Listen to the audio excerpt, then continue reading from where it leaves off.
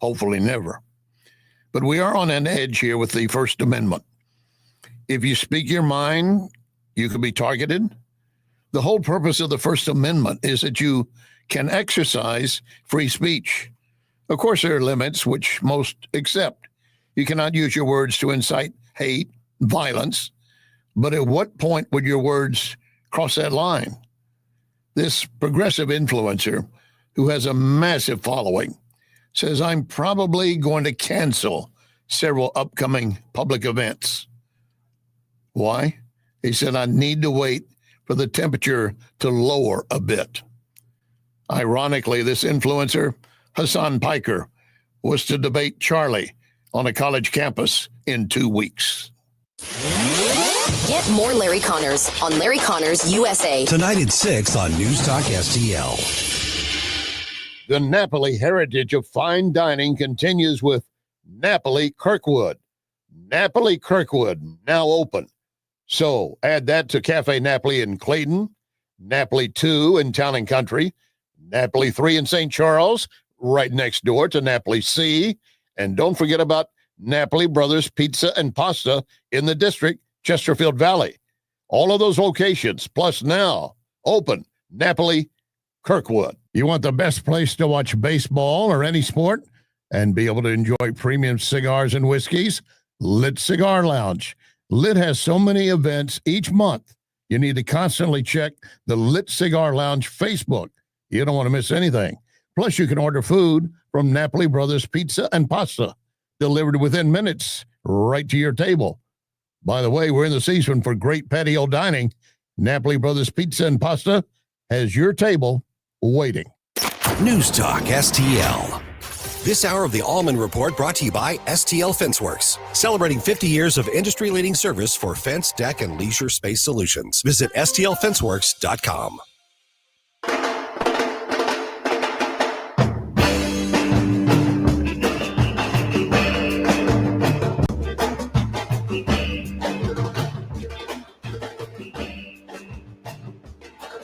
Give me land, lots of land, and the starry skies above. Don't fence me in. Let me ride through the wide open country that I love. Don't fence me in. Let me be by myself in the evening breeze. Listen to the murmur of the cottonwood trees. Send me off forever, but I ask you please. Don't fence me in. Don't fence me in. Just turn me loose, let me straddle my own saddle underneath the western skies. On my cayuse, let me wander over yonder till I see the mountains rise. I want to ride to the ridge where the west commences. Gaze at the moon until I lose my senses. I can't look at hobbles and I can't stand fences. Don't fence me in. Don't fence me in, indeed. Tim Jones in for the one and only Jamie Allman. Welcome to the 3 Martini Lunch. I know how things roll here on the Allman Report. 1019, 94.1 News Talk STL. We've got a lot to get to today, and I've got a theme for the show today. Hey, look, many of you hopefully listen to Chris Harps and I in the afternoon, so hopefully this is a very familiar voice, and you hear me throughout the week on the multitude of shows, the multitude of awesome local programming we have here. For those of you who just tune in to like one particular time because of your schedule or one particular show, I would challenge you to check us out in total. And you can do that whenever you want, because every single program here at News Talk STL is podcasted.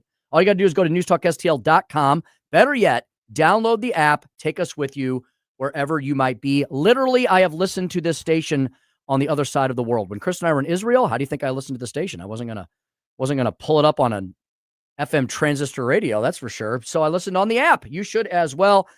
Every single one of our programs is podcasted on the app. Hey, if you haven't heard me before, well, hello there. It's going to sound a lot like Jamie Allman because, well, the style, right? We all do and say different things, but I was trained by the great Jamie Allman. Jeff Allen's like, good Lord, we tried to prevent that. No, Jamie was my first real serious foray into radio. Did a little radio in college, and that was about it, and then got back into it when I was in the Missouri State House as a young freshman, sophomore representative because a guy named Rodney Boyd, Rod the Bod, who you hear on Columbo's program, hear how we're one big happy family here. He decided to bring me in for an interview one day, and the rest is history. I won't tell you the whole story. Many of you know it. Many, many, many years later, here I am, and it's so great to be hosting for Jamie. Oh, for those of you who might be concerned about Jamie, he's fine.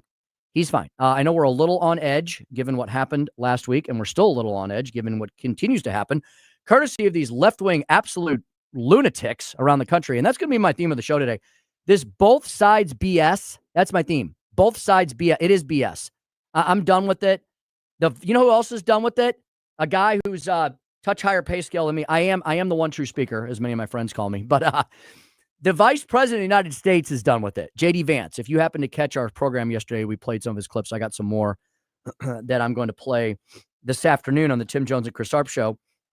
And there was a bunch of content we didn't get to yesterday. We only have a 2-hour show like Jamie. I know that sounds silly, right? Only 2 hours. These programs go so fast because of the hosts, the producers, and the guests. It's just great program. And you all. I haven't done a really good job the last week or so in looking at our socials during the show. I'm on our socials a lot. I'm at Speaker Tim Jones on Twitter and Speaker Tim Jones on Facebook. Of course, we're at News Talk STL everywhere. Twitter, Facebook, YouTube, Rumble, Instagram. You should follow us, click, like us, subscribe, share, do all that stuff. And I usually during our show, 4 to 6 p.m., Central Daylight Time that we're currently in, every day, I try to look at the, I'm always monitoring the Twitter feed, and I try to look at the Facebook feed because we have a lot of frequent flyers who we love. A lot of great folks are with us every day. I know Jamie does. I know Mike does. I hear everybody call these names out. Feels like a second family. And so I'm going to try to get on Facebook today. I don't know that I have the the capability or the time to look at much else. I'll look at Twitter and I'll look at Facebook. So if you want to hit me up, Twitter, Facebook, just hit Speaker Tim Jones on either, or go to our News Talk STL stream on Facebook. I'm going to be one on Facebook, and I'll try to give you all some shout outs because I want to know what you're all thinking about all of this. So yeah, both sides BS. You know what I'm talking about, right? This whole, well, we need to heal the nation and come together. And I agree with that. But then they'll say, but, both sides are guilty. No, they're not. When it comes to this situation we've been dealing with over the last week or so, the last decade or so, both sides do not do it. Period. The end. I feel like Vic sometimes. I wish I could cuss her on this here radio show because of the passion that is boiling in my veins right now. Ashlyn is in studio with me today. So we have one half of the Allman Report today. Ashlyn, how are you doing today? It's great to see you. Great to have you. I'm good. Thanks. I love working with you, Tim. Well, thank you for being here. I have had, it's funny you say that. It almost makes me blush because I've had a lot of wonderful ladies who have been my producers over the years. Do you remember, have you seen Katie Fitzpatrick? I've heard about Katie. She's like a legend now. She's like a whisper in the night, She was one of the first that I worked with on like an extended basis. Back at the old station, Katie did a lot of producing. And so I've known Katie since she was a young pup in the radio business. And we kind of grew up together because I hadn't really done radio, even though I'm older than her. I hadn't done it regularly. So we all started Katie and I kind of started doing regular radio together. And she ended up producing a lot of the shows that I did. So I learned a lot from her. There was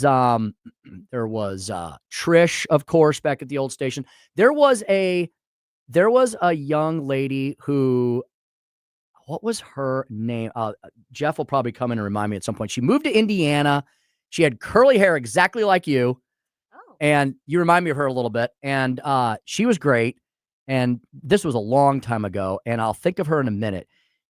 Was she also a Katie? There was a couple of them that had like the same name. And this one left. And so anyway, it's great to work with you as well. Hey. Glad to be here. Glad you're here. And you're doing lots of double and triple duty these days too, which we appreciate. Thank you. I enjoy it. Well, excellent. So let's see. So I'm in for Jamie today. I think State Representative Justin Sparks is coming in for Tony Colombo for Colombo and Company. And so he'll be in studio. I believe he is going to join us. He is going to join us maybe at the very end of our show, the last segment. Perfect. If he can slide in here early enough, we're going to have him. And in the meantime, I was kind of putting the show together on the fly. We weren't sure if Jamie was going to be in. Jamie's tending to some important family matters. personal matters, but he's fine. He's absolutely fine. Don't want you to worry about him. He will be back. We hope sometime this week, but in the meantime, we're all going to pitch in and help out until he gets here. So, Ashlyn, you have to maybe help me who did I throw together very quick. So Justin Sparks is at the end of the show. I think at 12:20, we're going to have Congressman Eric Burleson. Is that what I told you? Yes. Okay. So my good friend, Congressman Eric Burleson, who's from Southwest Missouri, this guy has been making the news waves in all the right ways. He is on the oversight committee with Congressman James Comer out of Kentucky. Eric has been at the forefront of investigating these, what we used to call UFOs back in the day, UAPs now. He had some news break on that last week. And Nate Lucas, his comms director, also a very good friend of mine, told me that he's got some news to report this week. So he'll break it on the Allman Report. I'm not even going to tell you what it is. How about that? It's about education and school choice. How's that? That's all I'm going to tell you. So Congressman Eric Burleson joining us around 12:22-ish or so. I'm going to break a little early because, well, actually, you know what? I'm going to break right on time because he's in a meeting right now. So I don't want to break too early and not have him ready. So yeah, they're telling me, his people are telling me that 12:20 Central should be okay. So I'll break around 12:20. We'll bring him in between 12:20 and 12:25. You're not going to want to miss that segment because Eric is on the oversight committee. He works with James Comer and Jim Jordan and all these famous congressmen you've heard about for years. Eric's becoming a famous congressman in his own right. He's looking into the UAP thing. Oh, and of course, I almost buried the lead on this. Eric is one of these fellas that, so he'll always say really nice things about me, which I appreciate. I was his speaker when we were in the Missouri House. So I was his majority leader and I was his speaker. And so Eric always says really nice things about my leadership and the things we got done together. We got a ton of stuff done together. And he was such a great, it was so easy to work with Eric because he was just such a freedom fighter. Didn't have to explain anything to him. He just knew things. There's certain people that just understand common sense, conservatarianism, like, conservative libertarianism, the right side in many ways. Let me tell you, the right side indeed of the political fence. And so he was just such a great warrior. Eric taught me something. I don't know if I ever told him this. Eric taught me about the world of the younger, more passionate commentators. Like, I grew up, Rush Limbaugh, much older than me, but that was kind of the era I grew up in talk radio in the 80s and 90s. And used to love listening to Rush when I was in college in New York City, of all places, where I believe he was for a while until he went down to Florida. And so Eric, though, was one of these guys who was like, hey, Tim, have you ever heard of Charlie Kirk? Hey, Tim, have you ever heard of Matt Walsh? Have you ever heard of Mike Knowles? Eric was recently on I think it was the Timcast podcast. I think it was Tim Pool, if I got that right. And so Eric's one of these guys who is kind of, and I don't know how I got to the age I am right now because my wife says I still act like I'm 24, not 54. But it's been a fast few decades. I'll tell you what, when you're in politics and public policy, a good friend of mine has a great saying. He used to say this all the time when we were in the Missouri House. Long days, short years. And they really were. Like the days themselves seemed to like sometimes last an eternity. But because we were like so intensely doing so much stuff. But then because we were doing so much intense stuff, the years would kind of just tick off and fly by. And before you knew it, I'd served 8 years in the House and I was termed out. It was amazing. So Eric just keeps me in touch with that younger generation. He's a little bit younger than me. Not a ton younger, but he's younger and he really is good about like the new media. So we'll talk to him about Charlie Kirk and his experiences in and around Turning Point USA, which I know Eric has participated in some of their events over the years. We'll talk about UAPs. We'll talk about the one big beautiful bill being implemented now across the states. We'll talk about this important hearing he's got coming up, and so much more. We're also going to speak with Lee Schalk of the American Legislative Exchange Council. We're going to talk to Lee around 1:25-ish or so. He is another young fella, another young gun for freedom and liberty. He's senior vice president for policy at the American Legislative Exchange Council. I do some work for them. And then Justin Sparks will help us wrap up the show around 1:40. Got a jam-packed Allman Report today. Remember, there's both sides. Stuff is BS. I'll dig into that as well. We're going to be back with our good friend, Congressman Eric Burleson, next here on the Allman Report, 101.9, 94.1 News Talk STL. We give you news, analysis, opinion, and more. only on News Talk STL. News Talk STL, always streaming on your smart speaker, our mobile app, or newstalkstl.com.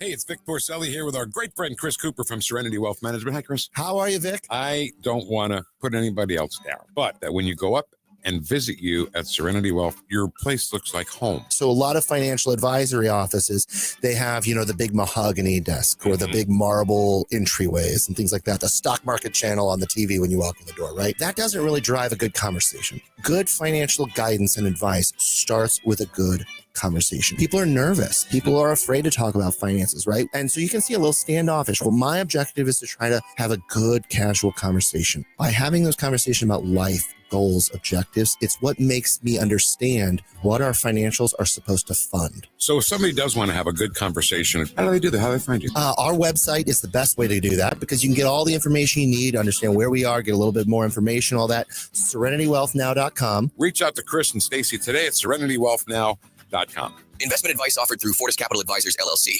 Join us for the annual St. Louis County Lincoln Reagan Day Dinner on Saturday, September 27th at the River City Casino Hotel Ballroom. Hear from top Missouri state and federal officials, plus special guest federal IRS agent Joseph Ziegler, who played a key role in the Hunter Biden investigation. Enjoy dinner, networking, and a silent auction. For tickets, call Renee Artman at 314-398-6667 or email reneeartman1530@gmail.com. Number one for live and local Conservative talk. Every day, something new. news, analysis, opinion. The CDC is an agency that is very troubled. I hope President Trump can do in Chicago what he's done in Washington. You are neither wanted here nor needed here. The people of this city are accustomed to rising up against tyranny. Tyranny is when they shoot you and the person walks out of jail. 1019 and 94.1. St. Louis is number one for conservative talk. News Talk STL. Escape to Augusta, Missouri, where country charm meets endless possibilities. Just a short drive from St. Louis, discover our beautiful wineries, bike the scenic Katy Trail, and explore our rich history. Looking for romance? Our charming bed and breakfasts offer true hospitality with fine dining at local restaurants, wineries, and breweries. It's time to spend some time in the country. Augusta welcomes you. Learn more at augustachamber.org. Tim Jones and Chris Arps in the afternoon. Johnny Tobacco, host of The Wise Guys on Newsmax. Jerome Powell to me today sounded like a man with a big load of turd in his pants because that statement today looked like a hostage video. It looked like he didn't want to say he might change policy, but he knew he had to because the market is looking at him with some really evil eyes. Tim Jones and Chris Arps, weekdays at 4 on News Talk STL. Here's my problem. Completely agree with your sentiments. He talks about we're divided. Well, yeah, we are, and we need to wake up as a country and realize what's going on. 1019 and 94.1. Number one for conservative talk. News Talk STL.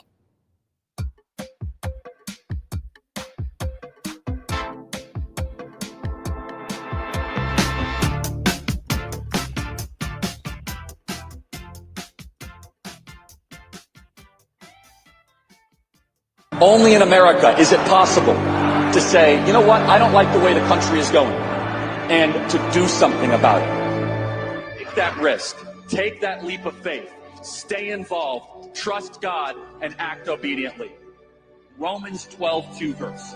That God will use all things for good for those who love him. It's bigger than you. I want you to remember that. It is bigger than you. It's bigger than me. You are here to make somebody else's life better, the pursuit of liberty and freedom. You know what gives me strength? The hundreds of thousands of you that say, Charlie, keep going.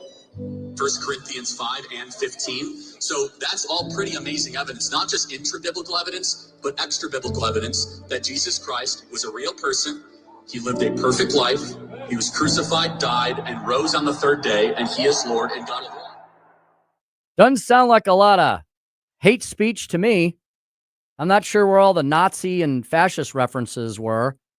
Well, they weren't. They don't exist. That's not what Charlie Kirk discussed. It's not what he preached. Because he didn't believe in things that the left wanted him to believe in, that's why they called him a Nazi. That's why they say the same thing about me. They say the same thing about our next guest, who we're going to bring in here in a second, Congressman Eric Burleson. They say the same thing about pretty much everyone you see on Fox or Newsmax or any of the other great networks all across the country. To dig into that and lots more, let's bring in the congressman from the 7th Congressional District, Congressman Eric Burleson. He's at Eric Burleson on Twitter X. Eric, so great to see you last week at the Club for Growth event. You gave an awesome speech. May I ask you a couple questions about that? I know you're very busy. Thanks for taking some time out today, and thanks for joining us. Oh, anything for you, Tim. You'll always be my speaker. Well, Eric, you're too kind. I told people that story. Your ears are probably ringing. And I told them how gracious you always are to me. But I also told them something you may not know. I told people that you have taught me many things over the years. And one of the things that you've always brought to my attention were kind of who were like the next wave of awesome next generation commentators. Because, Eric, if we don't have next generation commentators and leaders and politicians and elected servants and servants of God, well, then it's all going to run out of steam and it's all going to go away. And so you brought to my attention people like Michael Knowles, people like Matt Walsh, people like Charlie Kirk. So, Eric, before we get started, I haven't had you on the air since the events of last week. Let our audience here in the St. Louis region and beyond tell them about your experiences with Charlie Kirk, listening to him, following him. I don't know if you ever met him or not. I didn't ask you that last week, but yeah. Tell me about you and Charlie Kirk. So I first met Charlie Kirk in St. Louis. And he was not even old enough to drink. Like, he was probably 19 years old, and he had just started Turning Point, and they were doing a CPAC event. You probably spoke at this event. I know Dana Lash was there before she left St. Louis. It was an awesome event. Well, Charlie Kirk was the MC. Wow! And I got to meet him. We talked backstage. He was like asking me about like things I've done and stuff, so that when he went out to introduce me, he could pep the crowd up, and so that's when I first met him. And I just thought, wow, this guy is like for his age is just unbelievable and just so impressive. And then I've met him at multiple times since then. So I've met him at different, whether it's at RNC events or I ran into him at Mar-a-Lago earlier, or about less than a year ago. And the biggest honor was he invited me to speak at one of his Turning Point like national rallies, or his big event. And got to take the family backstage and see Charlie, and it was a special moment. Eric, there's these pejoratives that the left have launched at him, this absolute horrendous attack. We can't even have a week to mourn the guy's passing. Couldn't be further from the truth, right, Eric? I have heard, I didn't listen to a lot of Charlie Kirk because I'm on the radio so much myself, but I've taken the time to listen to a lot of Charlie Kirk over the last week or two. And I guess, Eric, because he didn't toe the party line with the left-wing lunatic narrative and he pushed back on it hard and he challenged them hard, I guess that's why they had to unfairly call him Nazi and Hitler and fascist and everything else. But none of that had any basis in reality, did it? No, not at all. I mean, at the end of the day, they called him those things because they knew that he was effective. And he was effective at really, and I think the reason why he's effective is because he truly cared about the people he was having dialogue with, and he truly was giving them space, and he wanted to hear from the people that disagreed with him. And I mean, that Socratic method, I mean, basically he was the Socrates of our time, really, just inviting the debate right then and there. Yeah, he was really brilliant and wise beyond his years. That is for sure. Folks, we're speaking with Congressman Eric Burleson. He's from the 7th Congressional District here in the state of Missouri. He's in Washington, D.C. as we speak. Eric, I receive your fantastic Burleson brief every week, so I always know what you're up to, besides speaking with you offline. And I really enjoy reading that because it shows, number one, how busy you are, but also the topics that you are addressing. Interesting stuff, timely stuff. You had some breaking news last week regarding a subject that you're becoming known as somewhat an expert on, whether you like it or not. And that's these phenomenon of these UAPs. We used to call them UFOs, Eric, when you and I were growing up. What does the UAP mean now, and what did you release last week? Yeah, the UAP stands for Unidentified Aerial Phenomenon, so as opposed to flying objects. So I guess the reason for the change is some of these things are not flying. They're just we don't know what they're doing. But Tim, it was almost like a Tom Clancy novel, the way that I got that video. Anonymously on an encrypted system.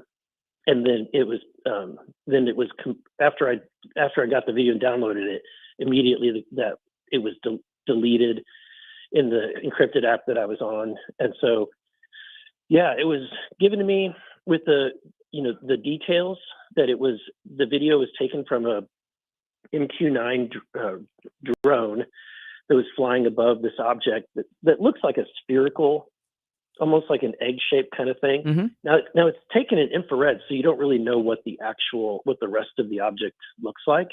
You just see the white hot signature, and then you see from the side a missile. And what was given me is that it was a Hellfire missile, which is one of our most advanced, if not the most advanced missile.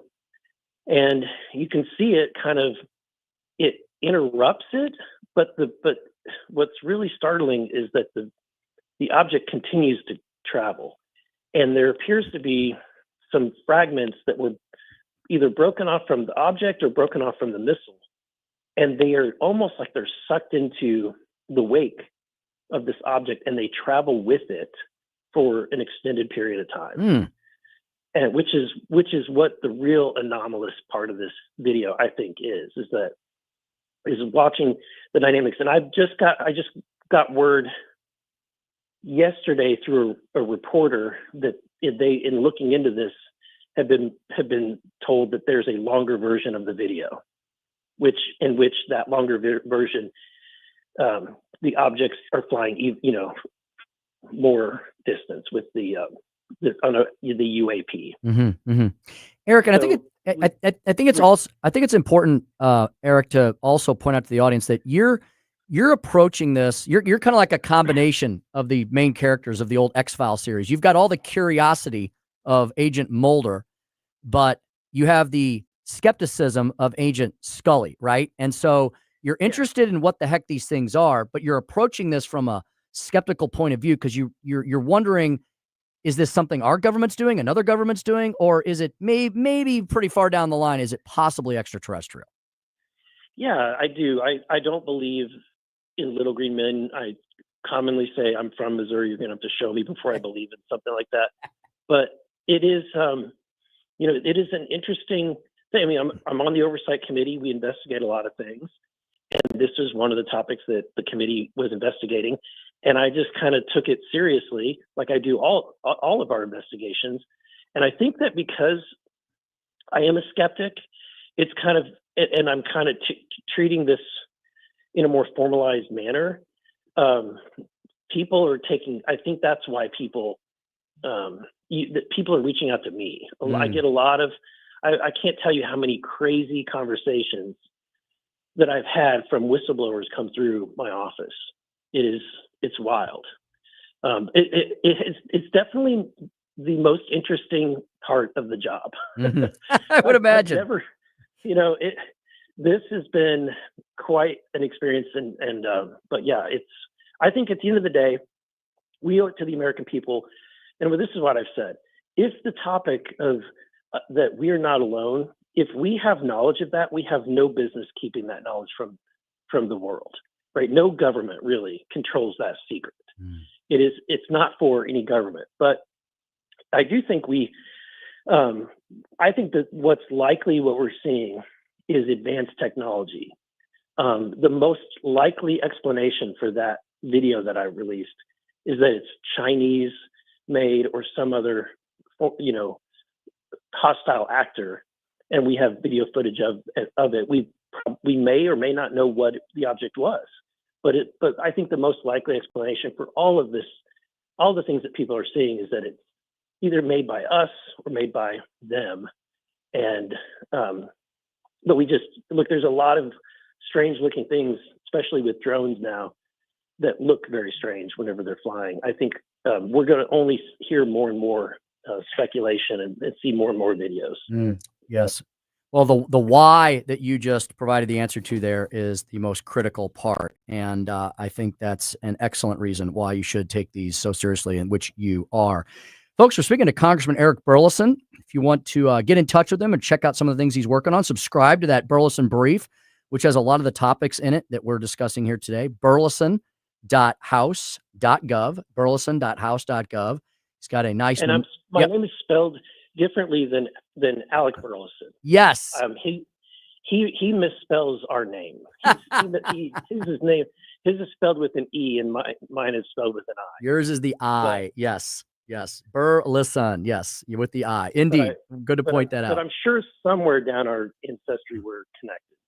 That's probably true, and somebody misplaced a vowel somewhere. At burleson.house.gov, he's got a great memorial up there to the memory of Charlie Kirk and all these other issues that we're talking. Eric, I understand that you're going to be chairing a committee hearing this week on a topic that I know is near and dear to both of our hearts. Do tell about that. Yeah, I think so. I'm the chair of a subcommittee of oversight that's called for Economic Growth, Energy, and Regulatory Reform. And a lot of the early hearings were about what do we need for our manufacturing sector to be successful, for us to reshore and bring back manufacturing, and how do we power manufacturing. So we've had a lot of hearings about that, but one of the components that we need, one of the key things, is an educated workforce. Mm-hmm. And so we're having a hearing about the state of our education system and the workforce that it's producing or not producing. And so it should be an interesting topic, especially I'm sure school choice is going to come to the fray or be part of the dialogue. Apprenticeships and kind of non-conventional schools. I really think that we got away from the vocational tech stuff, and it's really a mistake. I mean, we need more engineers. We need more kids that know how things work and operate, and it's something that I think we should pivot in our education system. Indeed. Congressman, what's up besides all of that? And that's plenty to keep you occupied. But I know that House leadership and the president have some other big ticket items they'd like this Congress to get to before the end of the year. I know we've heard some chatter about, I know there's a government shutdown looming. Maybe you could provide us an update on that. And then I heard there might be a second chance at another follow-up reconciliation bill. We could maybe go back and get some of the things that I know you were working hard on to try to get them in the first one. They didn't quite make the cut, but that people are still very interested in seeing accomplished. Yeah. On the first question about the government shutdown, we have to pass an appropriation bill every September 30th for the next year. Traditionally, Congress always fails. I mean, the past 27 years, we've failed to pass the 12 appropriation bills. So what they do is they end up getting all the way to the deadline and saying, throwing their hands in the air and saying, oh, we weren't able to do it. We need a continuing resolution to just get us another month. And so then usually you get into November, and then they get timed always before Thanksgiving and Christmas, so that members get put under pressure to pass whatever piece of garbage is in there so they could go home. Now, unusually this year, and just speaking with the White House, with Russ Vought and others, it seems like doing a CR at the current spending levels may be the best chance we have to spend the least amount of money. And it probably is, because if we do any kind of omnibus bill or any kind of appropriation, the Democrats are going to extract a pound of flesh to get that done. So, but if we just kind of say, nope, we're just doing a CR, well, they're on record for supporting CRs in the past. And if Chuck Schumer doesn't support a clean CR, then what he's essentially saying is he wants to shut the government down. And I think we're in a unique position because Rust's vote and this presidency is not going to be, they're going to, if we're in a shutdown, they're going to pick what things get shut down. And they're going to make it as painful as possible on the Democratic Party.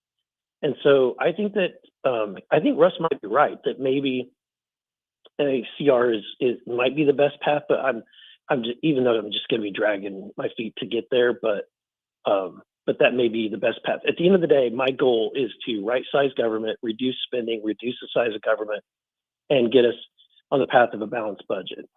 Amen. Amen to that indeed. Congressman Eric Burleson, our guest here this afternoon, obviously digging into lots of important subjects up in the big swamp in Washington, D.C. at Eric Burleson or at Rep Eric Burleson on Twitter X. Eric, thank you so much. Thanks for sharing those memories of Charlie Kirk. I know you're mourning along with all of the rest of us, and you're going to do everything you can to keep his life and legacy burning hot and strong. Absolutely. We need more Charlie Kirks. If you're listening, step up. Indeed. Thank you, Eric. We'll talk to you again soon. Thank you. All right, 12:42 here in the PM. Yeah, Congressman Eric Burleson, one of the truly bright, shining stars in Washington, D.C. And by D.C. standards, he's like a newborn. He's that young. He's got many decades ahead of him. He's from a great district in Southwest Missouri, one of my best friends. And it's really an honor to have him and Bob Onder and Jason Smith. I serve with all these guys. It's kind of weird to see them up on TV sometimes, and I love visiting them. And they have kept me very much a part of their world, which I appreciate very much. And they know I'm working hard for all of their causes here in the state of Missouri. All right, we're going to take a quick break here. And when we come back, I'm going to dig a little deeper into this both sides BS stuff. The organized extremism on the left is not something you see on the right. And I've got the receipts to prove it. At 125, we'll have Lee Schulk.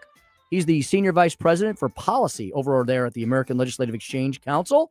We'll talk about what ALEC is up to as we head into what is generally pre-filing season, where we get prepared, believe it or not, for the next legislative session right around the corner. And then State Representative Justin Sparks will join us to help us round out the show around 1:45-ish before he takes the big chair, takes the con for Colombo and Company. Lots ahead here this afternoon, all afternoon, here at 101.9, 94.1. This is the Allman Report at News Talk STL.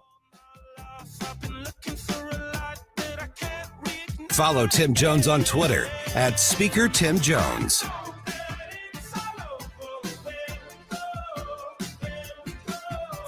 News, analysis, opinion. It almost seems common sense, but, alas, common sense isn't so common these days. News Talk STL. News Talk STL, the Hammond Institute for Free Enterprise, and the Young America's Foundation welcome Steve Forbes to Lindenwood University for an inspiring evening on how free enterprise and entrepreneurship make America great. Discover how free markets and small business drive innovation, prosperity, and opportunity. Thursday, September 18th at Lindenwood University Scheidegger Center for the Arts. And this in-person event is free. Reserve your tickets now at hammondinstitute.org. Brought to you by Mid-Rivers and West News Magazines. Success. It's discipline. It's teamwork. It's the drive and passion inside of us that comes before all recognition. It's the best in each of us, made better by the best in all of us. Whatever success looks like to you, Stifel is invested in yours. That's why Stifel is one of the fastest growing global wealth management firms in the country. So whether you're an advisor or an investor, choose Stifel, where success meets success. Stifel Nicholas and Company Incorporated, member SIPC and NYSE. Public schools, like public libraries, should be free and open to all. Open enrollment allows parents to choose the school that's the best fit for their children.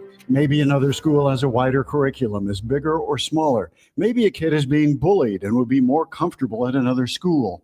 75% of parents favor open enrollment. Open enrollment programs now exist in 43 states, and Missouri should join them. Our next-door neighbor, Kansas, has one of the strongest open enrollment policies in the nation. Kansas parents are trusted with choices and options, while Missouri parents must move out of their home to change public schools. And it's a trend. Nationwide, the percentage of students going to their chosen public school has steadily increased. Assigning kids to schools based on their zip code is the old way. Open enrollment is a better way. Learn more at showmeinstitute.org. The Show Me Minute has been brought to you by Show Me Institute and Show Me Opportunity. Hey, Columbo here for Rockwood Charcoal. Rockwood is made from 100% pure Missouri oak and hickory, so you're cooking with the best and supporting local industry and a local business all at once. There's over 100 area Rockwood retailers. Find yours at rockwoodcharcoal.com. Hey, News Talk STL listeners, this is Levi with Reach Reproductive Health. So first, I want to say thank you for standing in the gap for life, because truly it's because of people like you that many babies who otherwise would have been aborted are living today. I'm grateful to be fighting this cause with you. I'd like to invite you out to Reach's inaugural annual gala. It's our stakeholders launch. We're having it November the 6th at 6 p.m. at the Commons in Chesterfield. Space really is limited, so I want you to RSVP right now. Go grab your spot at outreachforlife.org. That's outreachforlife.org. I am an atheist. I really am a liberal. But I'm also a conservative. No matter your side, I'm a Democrat. I'm just a bit angry, frustrated conservative. no matter your inclination, I'm probably a liberal, maybe more in the middle. we are here for your place to talk about it. I'm the progressive liberal Democrat that you said is afraid to call you. St. Louis is #1 for conservative talk. I'm sure we'll have a robust conversation. News Talk STL. Columbo and Company. Join us every day for conversations with a wide variety of guests as we cover every angle of all the important news stories and issues you need to know about. Live and local weekdays at 2 on News Talk STL.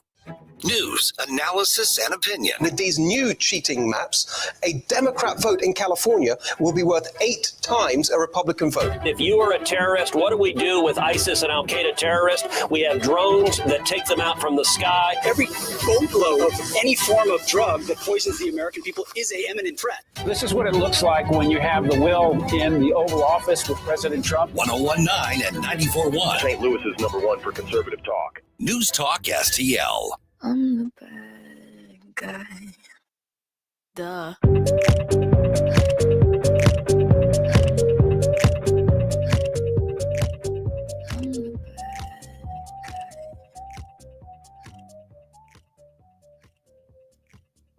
Hey everybody, JD Vance here, live from my office in the White House complex and filling in for somebody who cannot be filled in for, but I'm going to try to do my best. My dear friend, the great Charlie Kirk. Every single person in this building, we owe something to Charlie. He was a joyful warrior for our country. He loved America. He devoted himself tirelessly to making our country a better place. He was a critical part of getting Donald Trump elected as president, getting me elected as vice president. Everyone knew him as this fearless debater, this guy who would take the conservative message into hostile places and inspire younger generations to have courage. Welcome back to the Allman Report, 1019 94.1 News Talk STL. The 3 martini lunch. I think these days we might need to add a few martinis, Jamie. It might need to be a 4 or 5 martini lunch, given everything we're dealing with.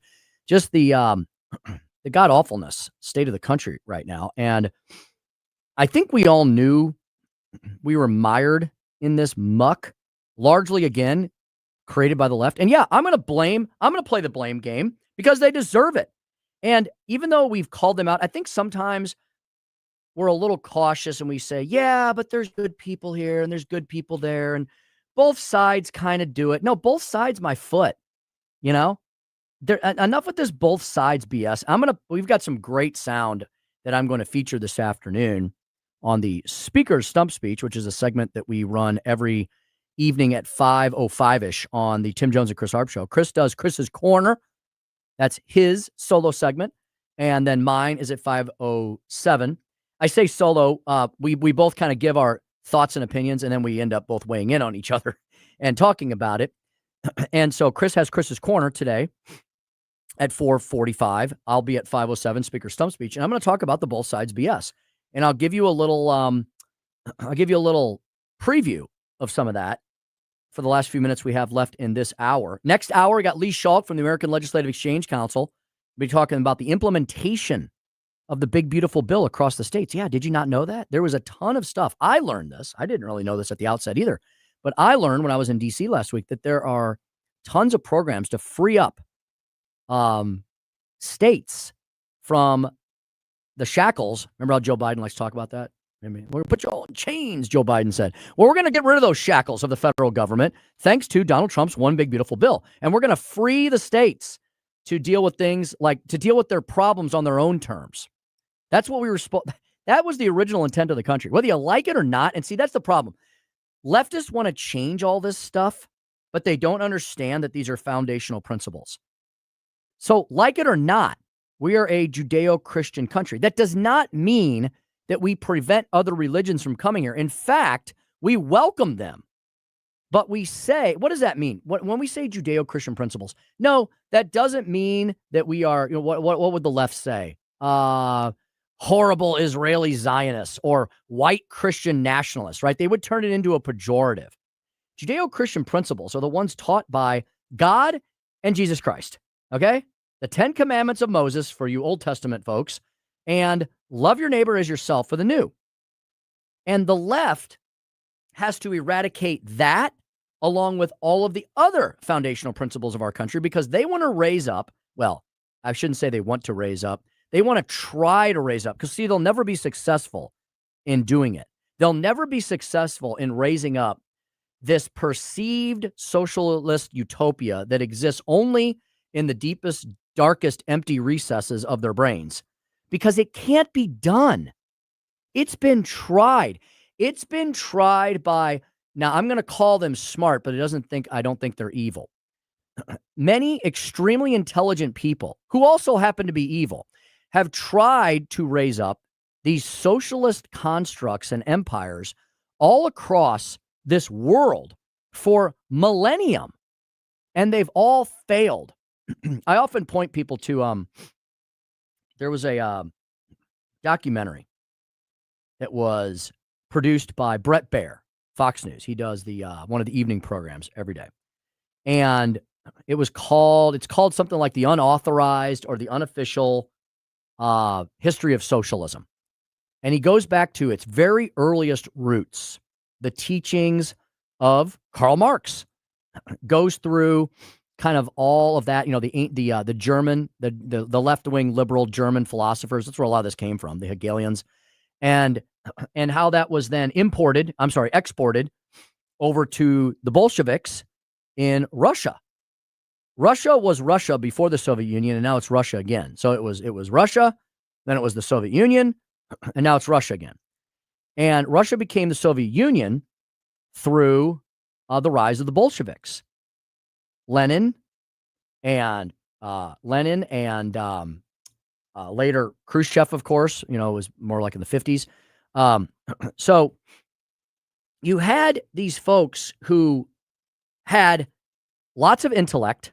And again, I'm not saying I liked them because they were intellectuals, and they thought they were enlightened, and they thought they'd create this socialist utopia. They also had tons of resources, right? And they had control of lots of people. So if people like Lenin couldn't pull it off, if people like Castro in Cuba couldn't pull it off, if people like, the dynasties that we've seen one after the other rise and fall in North Korea couldn't pull it off, the communist Chinese, they're a little bit of a different sort. They have a weird blend of it because people would say, well, look at China. They're an economic powerhouse. Yeah, but they're basically the entire country is based basically on serfdom and slave labor, okay, with this weird form of state-run capitalism. And if you dig deep into eventually it always fails, right? And if you dig deep into the current status of China's economy, it's not good. Ours could be better, and we're strengthening again. It would have been great if we hadn't been lied to for the last 4 years by the Bureau of Labor Statistics. Did you see that revision the other day?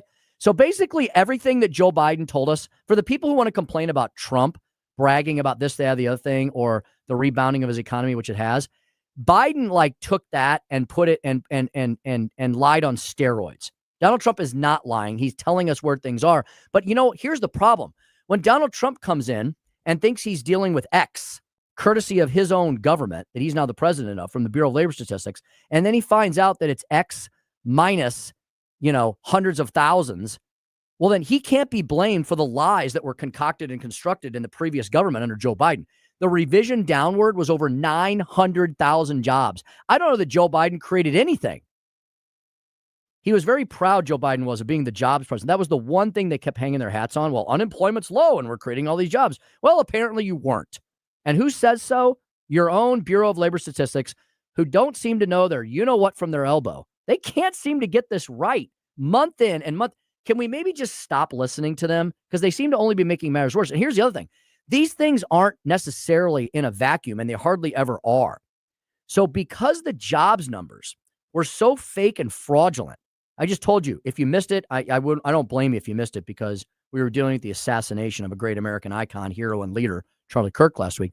But in the midst of all that, the BLS, the Bureau of Labor, they should just be the BS Bureau. The BLS Bureau came out with a revision downward of over 900,000 jobs. And that was backwards looking into the Biden administration. So you know what that did? So if Jerome Powell, another problem, and the Fed, another problem, were relying on fake, phony data to not lower interest rates, when in fact and reality, we actually were way down on jobs and interest rates should have been raised a long time ago. No wonder Donald Trump is still dealing with the struggles of the stagnation of the Biden years, the multi-trillions of dollars of spending. You take Joe Biden's spending and you compare that to, I believe the stat is, all of the previous presidents before him, and he dwarfs all of the 45 presidents before him as to spending together, combined. Because it was gazillions and quadrillions of dollars. And it was devastating on the economy. And we still haven't recovered because of the amount of damage done, despite the fact that Donald Trump is making great strides. Passed by a gas station the other day. Boy, isn't that one of the daily barometers of economic positivity or negativity in our country? And I saw gas for the first time in forever down below $2.90 a gallon, approaching $2.80. We haven't seen those days in a long time. Happy days, folks, are here again. Keep your heads up. Keep them on a swivel. And keep hope alive. When we come back, dig a little deeper into this and prepare you for Lee Schalk of the American Legislative Exchange Council at 125. This is the Allman Report, 1019 94.1 News Talk STL.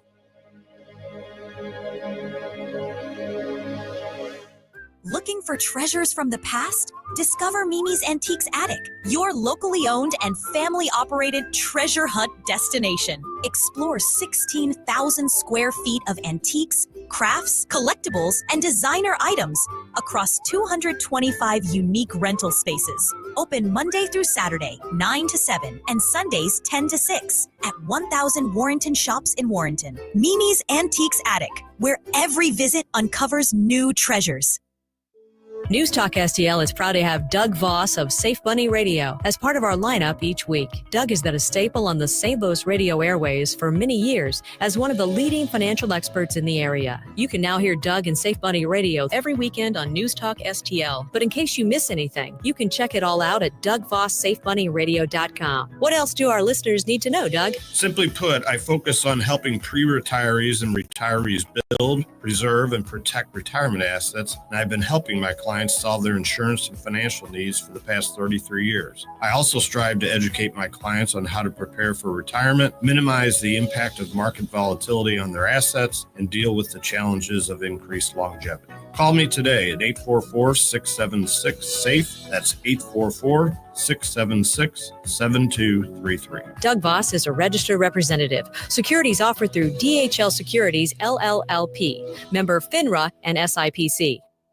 Tony Colombo here for Gutter Pros, your all-in-one gutter service team that brings years of experience and quality that's affordable right to your doorstep. We discovered Gutter Pros a few years ago when we bought our home and inherited a gutter issue that was on the road to becoming a potentially big problem, but thanks to Gutter Pros was stopped before causing any major damage. They've also repaired the siding on our home because along with gutter repair, gutter installation, and leaf protection, the Gutter Pros are also the best for siding repair and installation. Learn about all the ways Gutter Pros can help your home at gutterpros.com. KLGY HD3 Clay, K270BW Bellefonte, KNBS Bowling Green. This is News Talk STL at 1019 94.1 and always streaming at newstalkstl.com. Breaking news this hour from Town Hall. I'm John Scott. Israel has launched its offensive in Gaza City. The military would not offer a timeline for the offensive, but Israeli media suggested it could take months. It says it aims to destroy Hamas military infrastructure. Meanwhile, President Trump has a warning for Hamas. Hours after the Israeli military began its Gaza City operation, the president warned Hamas not to use hostages as human shields. I hear Hamas is trying to use the old human shield deal, and If they do that, they're going to be in big trouble. The Trump administration had been hoping for a potential ceasefire, but those efforts stalled after Israel launched a military strike against Hamas leaders in Qatar, which has been serving as a mediator in peace talks. Greg Clugston, the White House. President Trump's state visit to the United Kingdom will include meetings with King Charles and Prime Minister Starmer. The president and first lady are en route to the UK. The technology partnership due to be announced will bring billions in investment and thousands of jobs to the UK. Testifying before the Senate Judiciary Committee, FBI Director Kash Patel says the Bureau's focus is back where it should be. Under this administration, the FBI has arrested more than 23,000 violent criminals. That's more than twice for the same time period from last year alone. 23,000, more than twice from the same time period last year. Patel is defending his record and parrying criticism from Democrats who claim that he has politicized the agency. His appearance before the Senate Judiciary Committee marks the first oversight hearing of Patel's first months of tenure. On Wall Street, stocks have been drifting from their record heights. The Dow is down 119 points, the NASDAQ losing 7. More at townhall.com. So my mother is thinking of switching from Verizon to Pure Talk, but she's worried the deal sounds too good to be true. Michael, she said, how can those Pure Talk people offer me the same basic service as Verizon for so much less money? I said, Mom, go ask Google how much Verizon spends on advertising and promotion. A few seconds later, my mother said, oh my goodness, $12 billion a year? That must be a typo. I'll tell you what I told my mom. It's not a typo. Verizon spends $12 billion a year on advertising and promotion, and their customers are paying for it. Well, Pure Talk doesn't spend that kind of money on commercials. Trust me, I would know. Consequently, they can offer you and my mother unlimited talk, text, and plenty of data on a blazing fast 5G network for just $25 a month. Dial pound 250 and say the words Mike Rowe, and you'll get an additional 50% off your first month. That's pound 250 Mike Rowe. Pure Talk. This hour of News Talk STL is brought to you by Rodney and Jen Wallner and the entire Wallner home selling team at Berkshire Hathaway. Call them today at 314-810-SOLD. 314-810-SOLD. From the Michaels Flooring Outlet Weather Center. Another sunny, hot one. Nothing new here. High temperatures in the low 90s, maybe 92, 93 degrees this afternoon. Humidity's not bad at all. So the heat index is going to be right about where the temperature is, and it should be mainly a dry day, probably a completely dry day.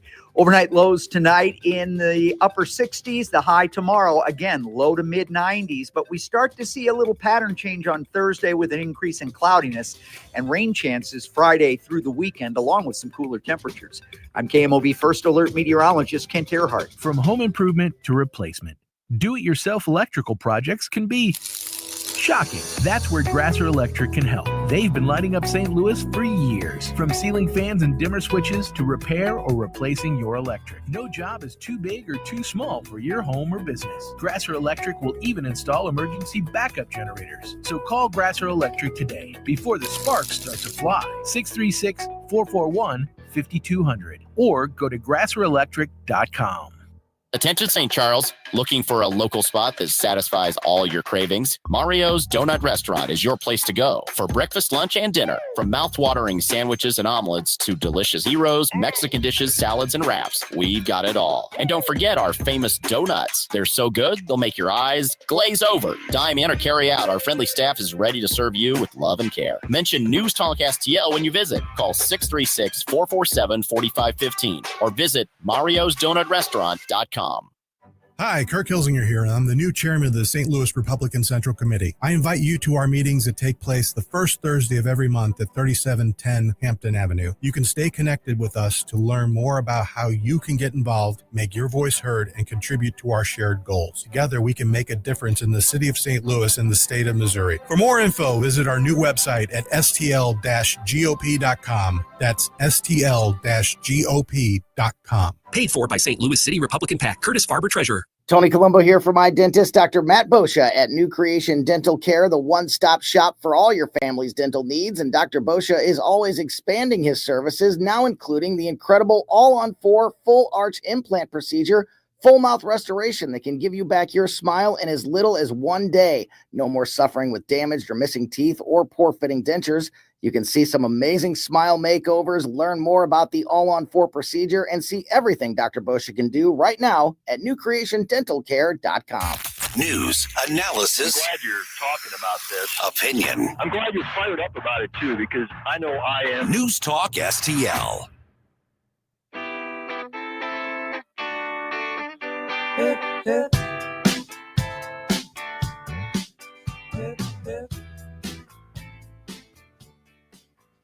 Today, at the request of Governor Bill Lee of Tennessee, who's standing with us, as you know, I'm signing a presidential memorandum to establish the Memphis Safe Task Force, and it's very important because of the crime that's going on, not only in Memphis, in many cities, and we're going to take care of all of them, step by step, just like we did in D.C. We have virtually no crime in D.C. right now.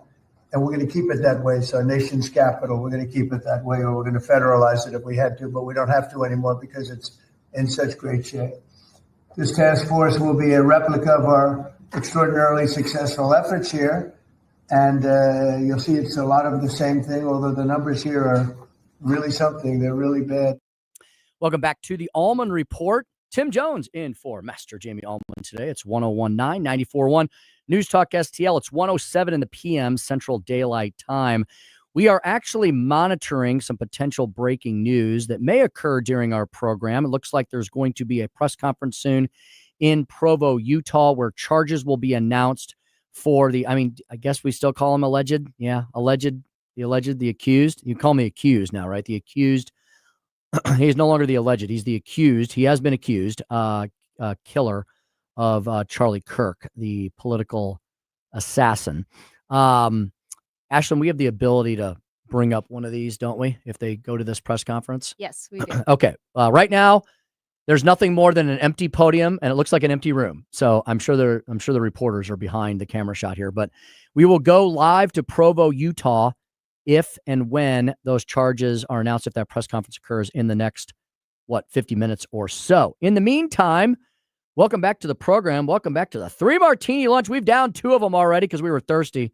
We're going to sip on the third one. You know, we might have to call into the bartender for a fourth, given all the news we've been dealing with, the horrific events of the last week, and made all the more poignant by the fact that we were commemorating, I think that's the proper word to use, commemorating the 24th anniversary of 9/11/2001. Ashlyn, I'm guessing, I'm going to take a wild guess here. Either you weren't around yet or you have no actual memory of that day. Or do you? I do. We got sent home from school. I was really little, like Okay. 5. You were like maybe? kindergarten, maybe? Yeah. Okay. I figured you were pretty young. And probably didn't learn about it much till later, many years later. Yeah. Okay. Did they teach that in school at all? They did. Okay. And at the time, I just know that on TV, we had a TV in the classroom and the big box TV. Mhm. And you saw like there was just panic and just mayhem on the TV. And everyone was like, okay, we're going home. And I Mhm. didn't understand at the time. And then later when you learn about it through history, it's really disheartening. Mm-hmm. Yeah, it was. It was a wild day where many of us did not know what in the world was going on. Then we quickly found out. If I would strongly encourage people to. I'm going to encourage all of you to go to New York City, of all places. You're like, Jones, are you crazy?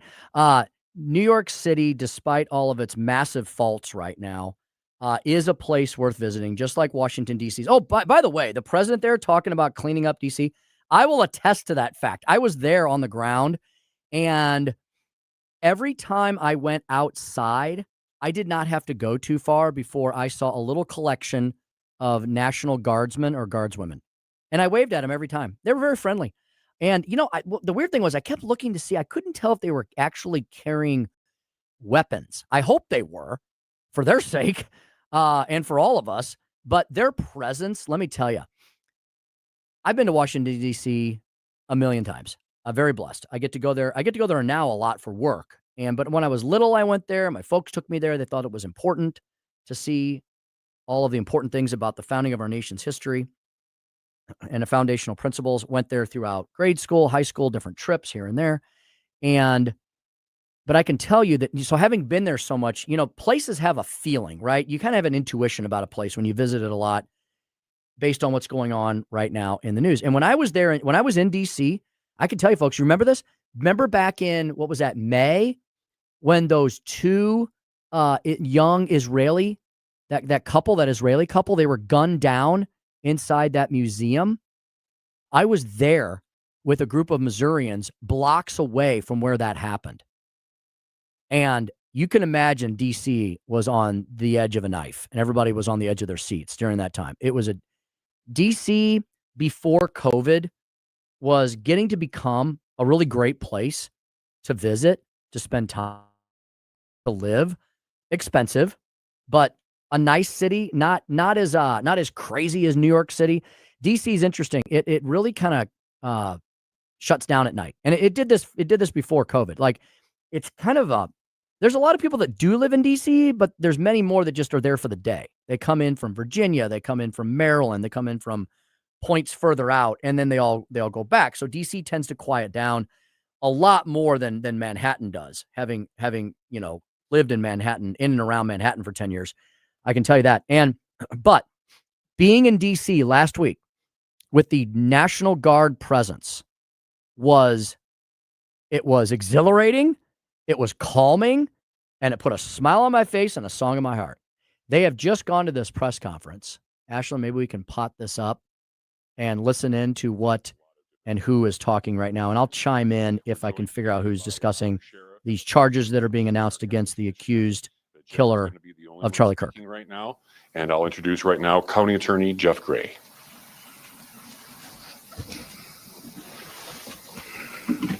All right, this is the Utah County District Attorney. So he's the main man of that office, and he is taking the podium, and he is going to be announcing these charges as soon as I guess he can find his binder.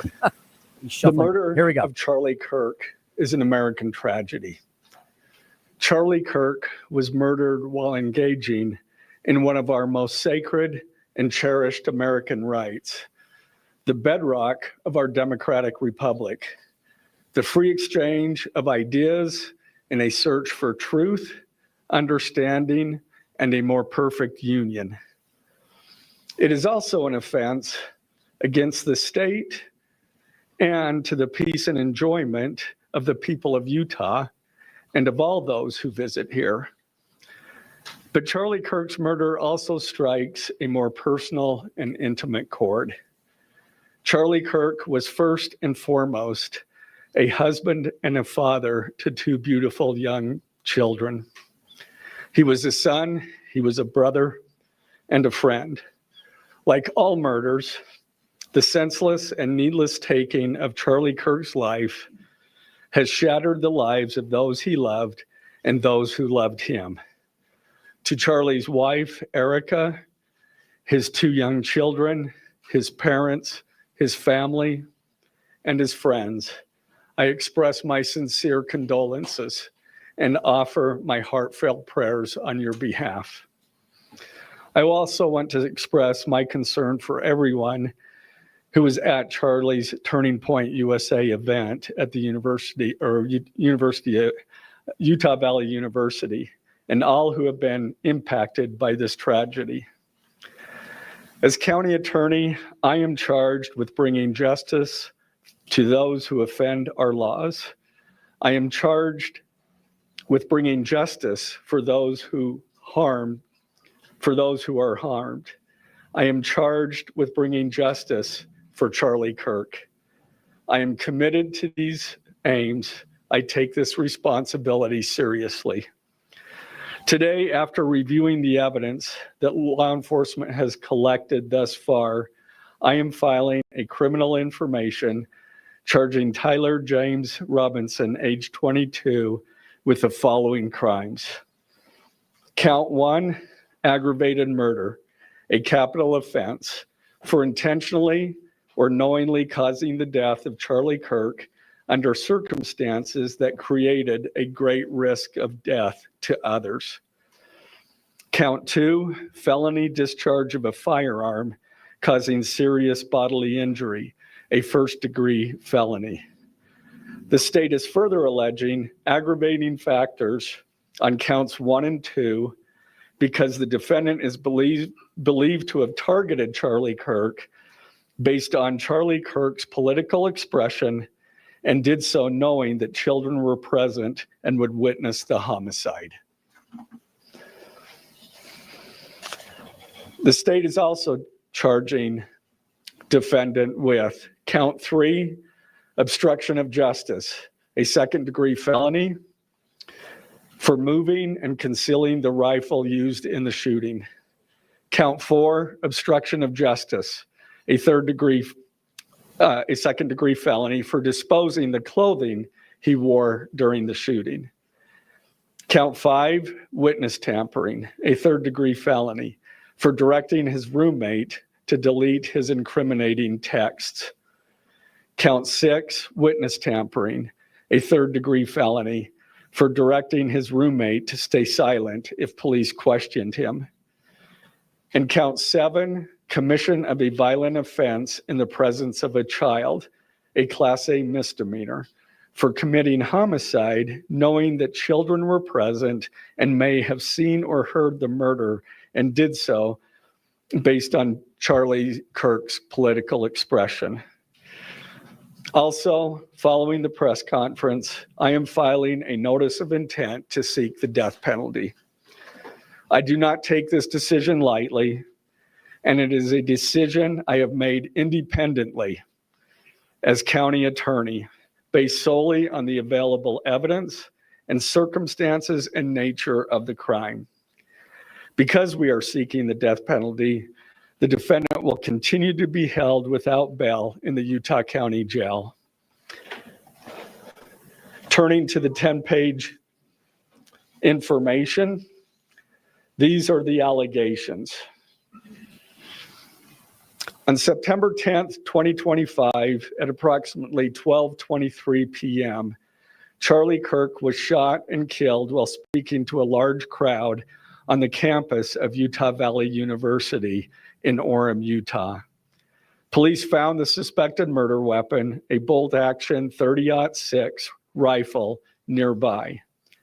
Over the next approximately 33 hours, police conducted a manhunt for the shooter until the evening of September 11th, 2025, when Tyler James Robinson surrendered to police at the Washington County Sheriff's Office. DNA consistent with Robinson was found on the rifle's trigger.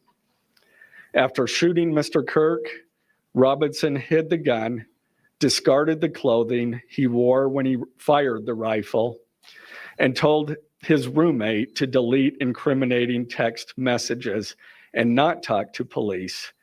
Children were present at the time of the shooting. The shooting. Turning Point USA, a nonprofit organization founded in 2012 by Charlie Kirk, organized a public outdoor event to be held at noon on September 10th, 2025 at UVU. The event was the first in a series of similar events to be held at college campuses nationwide. Mr. Kirk is a well-known conservative activist famous for these type of events where he discusses various political issues and debates with audience members. His events and comments have garnered a significant number of supporters and drawn the ire of many who disagree with his political views. The event at UVU was announced far in advance and garnered significant publicity and interest. Consequently, several hundred people attended. Mr. Kirk was interacting with a crowd before the event officially got underway. Then at approximately noon, Mr. Kirk seated himself under a portable canopy behind a table and microphone. He began speaking to the crowd and fielding questions from attendees, a format Mr. Kirk commonly used at his events.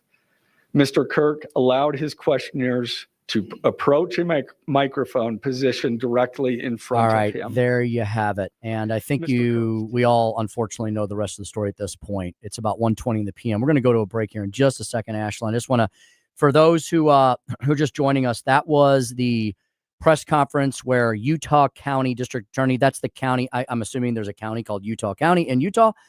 This is in Provo, Utah. This is the county district attorney.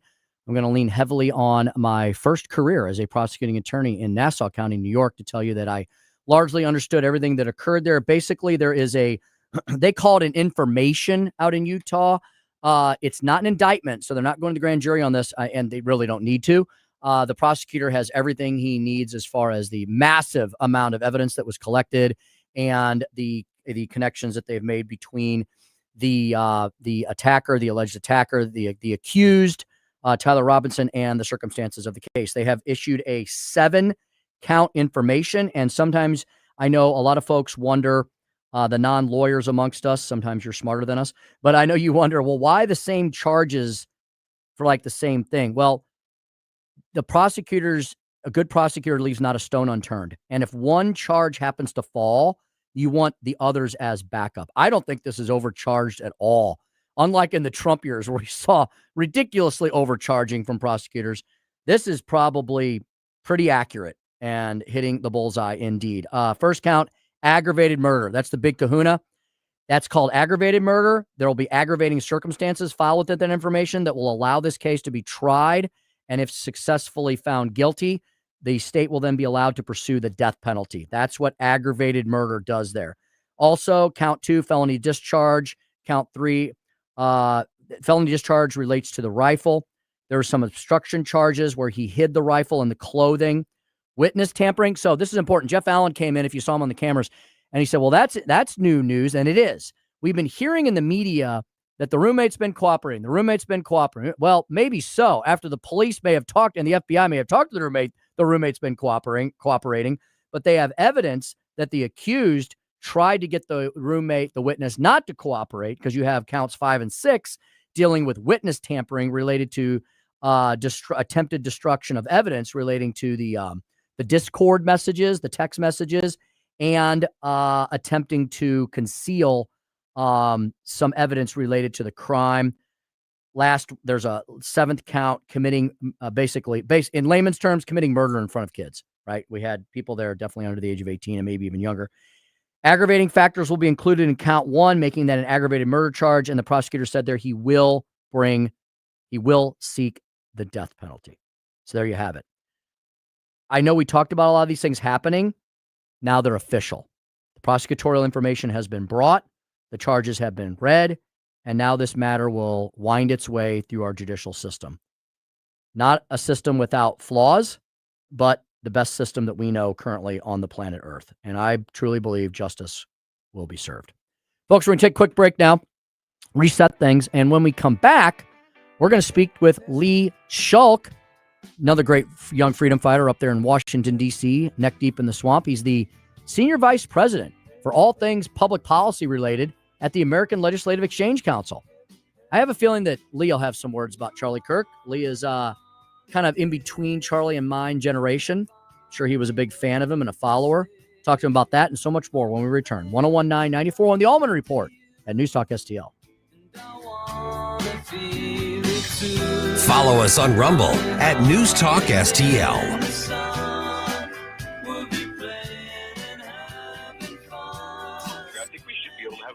Conversation. The news and talk that matters to St. Louis. This conversation has completely made me crazy. This is complete insanity. News Talk STL. Tim Jones here for my great friends at Comprehensive Chiropractic, the premier chiropractic and sports performance facility in the region. How do I know? Simply put, they've helped me on many occasions. Here's another solution to your everyday aches and pains. The Studio Health and Wellness Center. Services include Pilates and yoga, both with certified instructors. I can also highly recommend the massage therapy, which is not an indulgence. It's a proven method of healing and restoration. Trust my friends at Comprehensive Chiropractic in Eureka. CChiropractic.com. That's CChiropractic.com. The Washington Guard presents the 4th annual Patriots Banquet, The Price of Freedom, honoring real American heroes. Join us October 11th at Parish Hall in Union, Missouri. Hear from featured speakers Doug Giles, founder of Warriors and Wild Men, and Marine Colonel Jack Jackson, Harrier jet fighter pilot.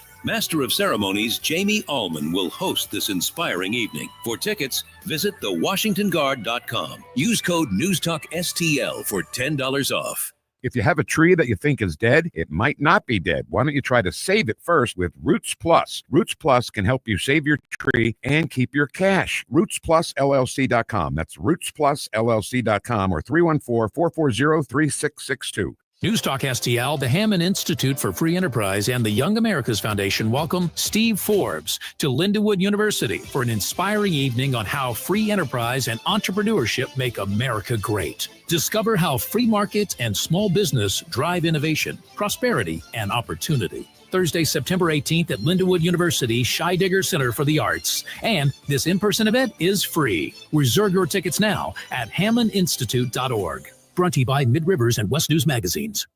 Hey, St. Louis golfers, looking for a new golfing experience? Sugar Creek Golf Course was voted the most popular golf course in St. Louis. Book your tee time today at sugarcreekgolfcourse.com and join the fastest growing golf community in town, sugarcreekgolfcourse.com.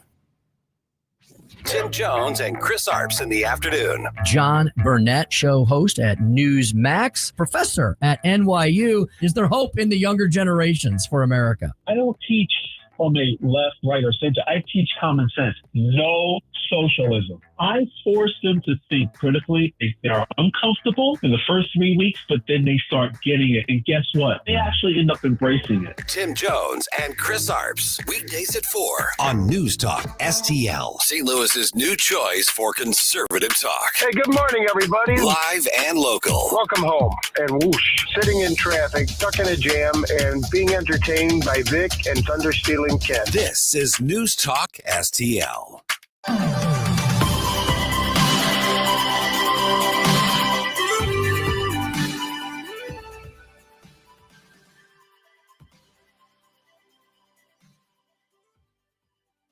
Yesterday, I endorsed Zoran Mandami. I've made it very clear that we have differences, but I also believe that he brings a sense of optimism and the can-do spirit, a positivity that I believe our city needs at this time. And I do not agree with many of his views, but running a state government or a city government is very different. It's about making sure that the garbage gets picked up, the streets are safe, you deal with homelessness, you deal with subway safety, which I'm focused on intensely. So I believe that we need someone who's going to be open-minded and optimistic. Well, there you have it. How not to run a railroad, a city, or a state, courtesy of failed Governor Kathy Hochul from the once mighty Empire State of New York, officially endorsed. Boy, didn't that, I'm sorry to put it this way. I know everybody's a little on edge, but didn't that sound like a hostage video? I mean, she didn't sound real happy about endorsing Mandami. Who would be? You know, there's a big difference. A big difference occurs in a city, in a state, in a nation, depending on what public policies are being perpetrated by whoever the policymakers are. To help us discuss and explain some of those differences we're currently experiencing here in modern day 2025 America is our next guest. He's Lee Schalk, Senior Vice President for Policy at the American Legislative Exchange Council. You can find him online at ALEC.org. Lee, good afternoon. Welcome back to News Talk STL here in good old St. Louis, Missouri. Good afternoon, Tim. It's great to be with you again. Hey, Lee, before we get into all the issues of the day, you're a younger fella than me. I'm asking all my guests who I have not spoken to since the horrible events of last week, if they had anything they'd like to say about the life and times and the positions of Charlie Kirk. I know he's somebody that you're very well aware of, and I was just wondering if you'd like to share any of your memories of him or any experiences you had relating to Charlie or Turning Point USA. Yeah, I'd be happy to, Tim. And it's been such a sad couple of days here. And I just watched the news as you were updating there a few minutes ago about the charges. But, for me personally and for my organization, ALEC, I mean, we think the world of Charlie. And we always admired how he was just a champion for free speech, freedom of expression. I mean, going into the lion's den the way he did, he was willing to engage anyone and just always standing up for truth, standing up for freedom. I mean, all the values that we hold dear. And it's just been amazing to watch the outpouring of support on the right and to see how many millions of people he impacted. I'm encouraged by the fact that I think this is going to change a generation of young people to really carry that torch forward for Charlie and for Turning Point. Mm-hmm. And Lee, just so folks know, Alec's been around for well over 50 years now, and Alec has been the target of a lot of anger from the far left over the last many decades. Lee, it's kind of scary, isn't it, that because folks like you and me and the organization of Alec as a whole believe in concepts like limited government, free markets, and federalism, that would drive people to, not debate us as they should, but to resort to violence or violent acts. We're not supposed to do that in this country, right, Lee?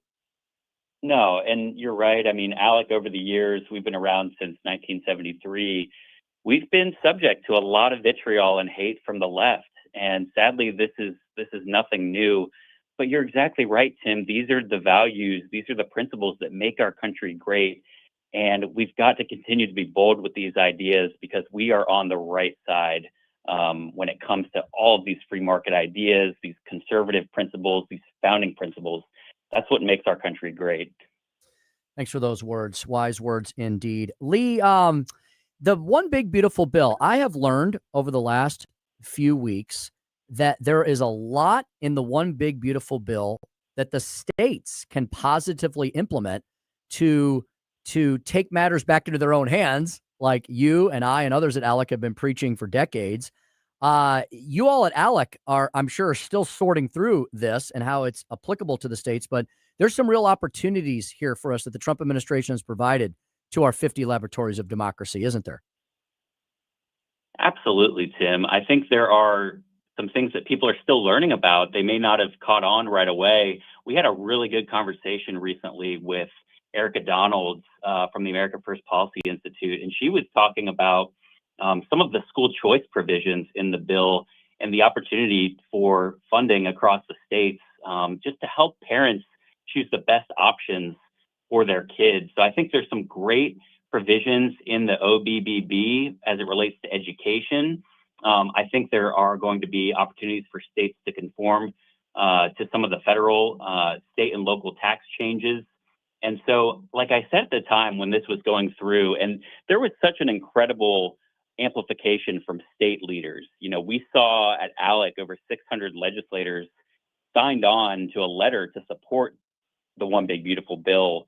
But I think this is going to pour rocket fuel on the economy. We're going to keep those 2017 Trump tax cuts in place. I think the reforms to Medicaid are also a really good starting point to save us money and hopefully make Americans healthier in the long term. Mm-hmm, mm-hmm. Yeah, I know your colleague Brooklyn Roberts, who runs the helps run the Health and Human Services Task Force at ALEC, is very excited about those provisions because those are some of the largest drivers of state budgets, and in many states who have suffered through the Obama Medicaid expansion, it's really been they've been looking for relief, and hopefully this bill will provide them some relief and flexibility to that point. And Lee, you hit on something important there. The Trump administration wants to be a partner with the states, right? I know you've got a front row seat to this, and I was part of the Missouri delegation that visited the White House. Lee, the White House is doing everything it can to bring state leaders and policymakers from all 50 states to the White House to explain to them how they want to be a partner and basically energize the states and empower them to come up with solutions, because they know that the solutions are generally not found in Washington, D.C., right? Yeah, and this is something we're not used to seeing here in our nation's capital, here in the swamp. We're not used to having the president bring in state legislators, bring in leaders week after week and say, we want to work with you. We want to hear with you. We want to help make your state more competitive, make your state more successful. And so this level of coordination, Tim, I think we are seeing federalism at play in a way that is unprecedented and in a way that our founders intended, because we always talk about how it was the states that created the federal government, not the other way around. And so to see that play out in real time through President Trump and his administration, the way they're not only bringing state leaders to DC, but he's sending his cabinet members into state capitals to team up with governors and state lawmakers. It is really something special to watch. It is notable cooperation indeed. Folks, we're speaking with Lee Shulk. He's the Senior Vice President for Policy at the American Legislative Exchange Council, ALEC, A-L-E-C, ALEC.org on the internet. Lee, ALEC has lots of opportunities for lawmakers and stakeholders and public policymakers all over the country. And one of those are the two big meetings that occur every year. The big annual meeting, usually held in the summertime, was in Indianapolis this year. And out of that meeting, Lee, I know a lot of new proposals from state legislators all across the country emerged, ALEC model policies that are now available for anybody to pick up and amend, revise, and then try to implement in their own states. Lee, what were some of the top lines that came out of the recently concluded annual meeting? Yeah, I'll tell you, Tim, one of my favorites was we have one on commemorating the 250th anniversary of America. And so this is a model that legislators can introduce as a resolution to really celebrate the history of our country. And there's a really important civics education component to this because as we were talking about it a minute ago, we've got to make sure the next generation is equipped with the history of our country and how great we are. The other thing I'll add, getting into some of the real nitty-gritty of the policy, we had a renewed focus this meeting on election issues. And we had a really nice slate of new model policies. A couple I'll just rattle off. One on adding the citizenship question to the U.S. Census. That is a resolution legislators can pass and send to Congress. We know that is critically important. You've heard President Trump calling for that in recent days and weeks. Another one would be our Valid Voter Identification Act. We've talked a lot in recent months at ALEC about ensuring that only citizens can vote and ensuring that those citizens have proper forms of ID to help keep our elections secure and safe. And so I would say, Tim, those are some of the top lines, some of my favorites coming out of our annual meeting. But we'll be back in December. We'll have some additional model policy ideas that will get voted through in December. So I'm really looking forward to that as well. Lee, I've tried to keep up on this because it's ever changing, but my understanding is now I think ALEC now has 11 task forces, kind of the backbone of the ALEC model. And Lee, I'd love for you to comment on two of the newest that are definitely dealing with, the one deals with some of the most hot button issues in our country right now, basically election integrity in our electoral system. And the second, showing that ALEC, although a nonpartisan organization, definitely pays homage to our foundational principles and those who have secured those over the last 250 years or so. The Veterans and Military Affairs Task Force. So, so Lee, talk about those two newest task forces and what the mission statement of them is: the Process and Procedures Task Force and the Veterans and Military Affairs one. Yeah, you nailed it, Tim. And first up, the first new one that we had this year was Process and Procedures. That is the task force responsible for some of those election-related policies that I just mentioned. And if you look at our mission statement for that task force, ultimately it comes down to, we believe the rules by which government operates are the foundation to our republic. And so in order to ensure that we've got a free citizenry, that's why our forefathers recognized the wisdom of having clear instructions for running the government. And so from there, to safeguard liberty, we've got to make sure those rules of engagement between government and the people are crystal clear.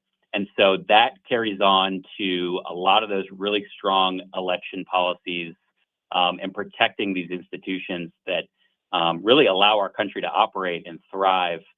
The second task force, as you mentioned, Tim, established earlier this year, is on Veterans and Military Affairs. And so we are, with this task force at ALEC, just committed to ensuring that our service members, our veterans, are recognized as assets to their communities and have the tools they need to thrive. So whether that means removing barriers to employment or streamlining their reintegration, encouraging entrepreneurship, improving the state veteran services, that is our focus with the Veterans and Military Affairs Task Force. And we're really excited, especially with the leadership of Speaker Pro Tem John Wills from Iowa, a veteran himself, and so many veterans at ALEC who are also serving as state legislators.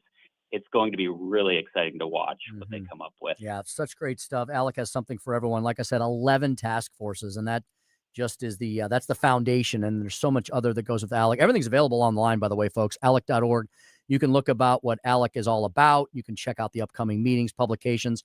ALEC welcomes anyone as a member. You do not have to be a legislator. You can be just a stakeholder, a public policy person, and you can join ALEC as well. Make sure your legislators are part of ALEC. Lee, before we let you go, ALEC has a lot of great publications as well, and I believe a brand new one just came out regarding labor policy called States That Work. Tell us a little bit about that. That's right. States That Work. That's our labor policy roadmap across America. And Tim, I've got to tell you, Missouri's got a little bit of room for improvement. I know we do. Look, y'all are ranked 23rd in the report, and so you can take a look and see which policies you've still got left to do. I think at the end of the day, what we want to convey through this report is that state policies matter as it relates to workers and the workforce and worker freedom. And, businesses are taking a close look at a lot of these laws, whether it is right to work. That is probably the pillar of this report. But there's also things like occupational licensing, making sure that workers are able to get to work quickly as they move across state lines. But it's a great resource, Tim. I'd encourage your listeners to check it out at alec.org. It's called States That Work, and you might find some ideas that you can share with your legislators there in Jeff City. Fantastic publication from a fantastic organization I've been very proud to be a member of and to work alongside with in our state capital. My goodness, Jonathan Williams and I go back almost 20 years now. We were young guns once, Lee, just like you. Lee Schulk, Senior Vice President for Policy over at ALEC, the American Legislative Exchange Council, alec.org. Lee, thanks for everything. Thanks for sharing your thoughts about Charlie Kirk and also for diving deep into these important public policy positions. Look forward to seeing you soon, my friend, and take care of yourself up there deep in the swamp. Thank you, Tim. Take care. You too as well. All right. My goodness. Just like that, Ashley. We got one segment left. Where'd the show go? Indeed. 1:42 in the PM. The district attorney for Utah County still proceeding with the press, going through an extensive, boy, do they have a lot of evidence on this guy. The press conference, folks, that we started with at the, when was that, Ashlyn? Was that like 1 o'clock, 1:05, I think? First segment, right? Yeah. He's still going 43 minutes later. So they're going deep into some of the camera footage of this guy on I mean, look, folks, I know that this guy's family convinced him to turn himself in. They were going to get him no matter what. The amount of evidence was overwhelming. I mean, they've got all this surveillance footage they're going through right now. They had the rifle that was dropped, the clothing. I mean, they were going to get this guy one way or the other. The district attorney continuing to hold this press conference. Well, maybe we'll dive back into that if he's still talking, because I'm sure he's going to go for questions in a moment. And we're also expected to be joined by State Representative, Vice Chair of the Missouri Freedom Caucus, Justin Sparks, on the heels of an extremely successful extraordinary session where we accomplished initiative petition reform and a 7-1 congressional map. He's also hosting Colombo and Company, so we're going to hopefully slide him into the studio a little early before that. When we come back here on the Allman Report, 101.9, 94.1 News Talk STL.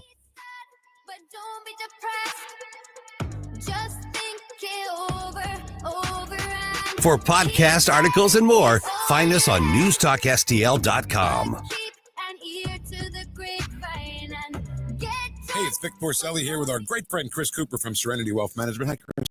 How are you, Vic? I don't want to put anybody else down, but that when you go up and visit you at Serenity Wealth, your place looks like home. So a lot of financial advisory offices, they have, the big mahogany desk or the big marble entryways and things like that. The stock market channel on the TV when you walk in the door, right? That doesn't really drive a good conversation. Good financial guidance and advice starts with a good conversation. People are nervous. People are afraid to talk about finances, right? And so you can see a little standoffish. Well, my objective is to try to have a good, casual conversation. By having those conversations about life, goals, objectives, it's what makes me understand what our financials are supposed to fund. So if somebody does want to have a good conversation, how do they do that? How do they find you? Our website is the best way to do that because you can get all the information you need, understand where we are, get a little bit more information, all that. SerenityWealthNow.com. Reach out to Chris and Stacy today at SerenityWealthNow.com. Investment advice offered through Fortis Capital Advisors, LLC.